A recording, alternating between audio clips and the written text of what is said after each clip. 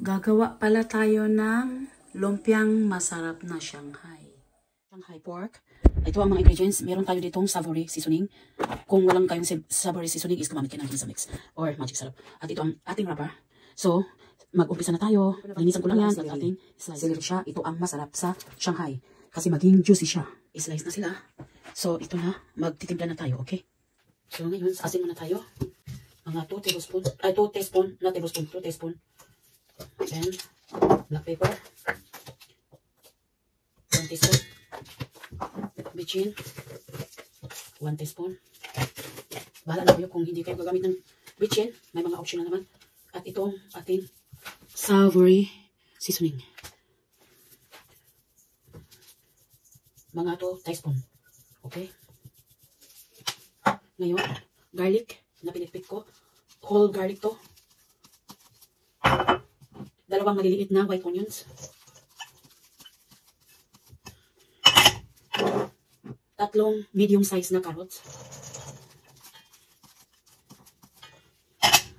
Celery. Mga 6 na katawan na celery. 6 or 7. Nasa sa inyo na yun. Kung gusto nyo maraming veg ang inyong Shanghai. Kung gusto nyo spices, lagyan nyo lang ng paprika or chili flakes. Pero ako hindi ako maglalagay ngayon dahil ang partner ko ayaw ng spices. Hindi ko hahaluan. Natural lang to. Mga seasoning, it's enough. Tsaka black pepper, onion, okay na yan.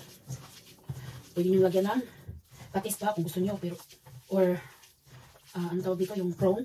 Pwede. Ang partner ko, sensitive sa seafood. So, ito lang. So, atin lang siya i-press para maghalo lahat ng mga ingredients.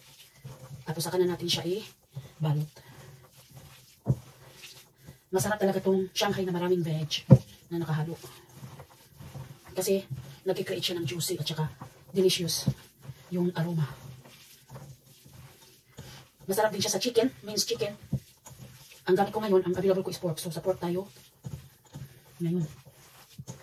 So haluin lang, make sure na nahalo lahat. Okay, nahalo na siya. So halong-halo na siya talaga. So kung gagamit kayo ng food processor, pwede din, pero di naman akong gumamit ng food processor. So nagmanual na lang ako. Okay, yun na. Okay na siya. So i-rest muna natin siya ng mga 5 minutes bago natin ibalot. Okay, andito na. Gamitan natin siya ng egg. Pampadikit. Sit aside. Ngayon, hatiin natin itong whole spring rolls pastry.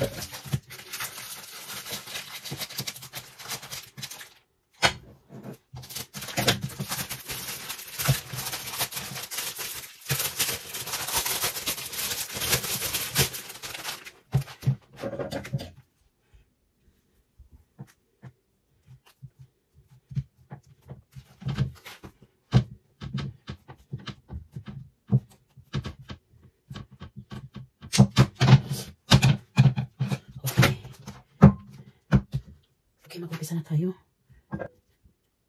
Sana ba? Sana siya. Okay, ano na? Yan.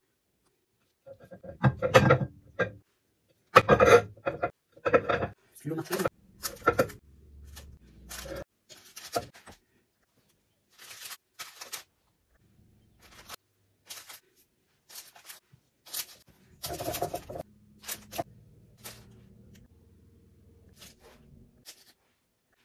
Nakagawa tayo ngayon ng 31 pieces of lumpiang Shanghai. Not bad, diba? Nagpreheat na ako ng ating mantika.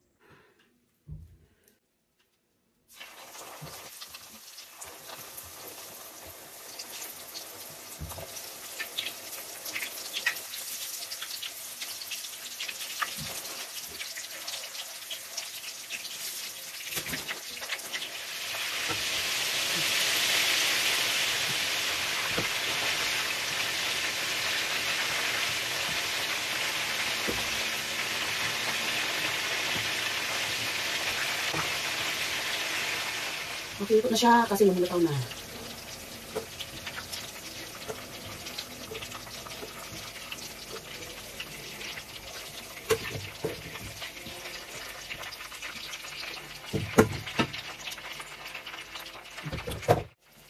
Napunit. Manipis. Dapat maliit. Kasi gusto ko matapos yung mabilis, kaya hinilakihan ko. Dapat pala double. Maliit siya. Well, experience. Palitan natin siya ng sweet cake.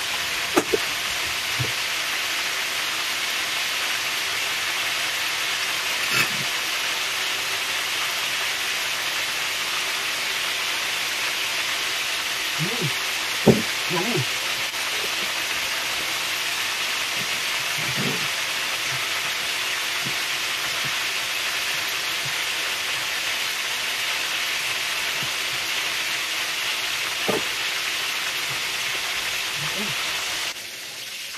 Okay. Good na.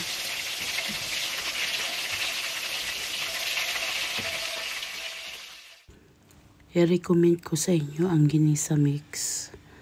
Kaso nga lang wala akong ginisa mix, so gumamit ako ng savory seasoning, which is masarap din siya. Pero sa Pinas, ginisa mix is the best talaga. Ito na yung finished product natin na Lumpia Shanghai. Thank you for watching. Take care.